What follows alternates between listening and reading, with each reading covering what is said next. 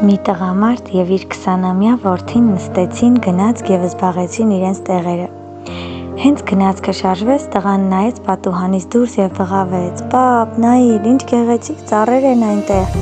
Հայրը նայեց տղային և ժպտաց: Նրանց դիմաց նստած երիտասարդ զույգը կարեկցանքով նայեց տղային, քանի որ նա իրեն տարիքին անհամապատասխան էր պահում: Բայց տղան նորից բացականչեց. «Պապ, նայիր, ամպերը մեզ հետ են շարժվում, դրանք լողում են մեզ հետ»: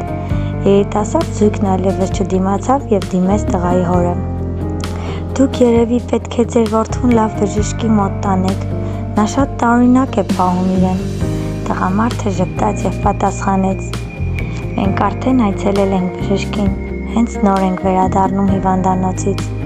Իմ որդին մանկուց կորցրել էր տեսողությունը,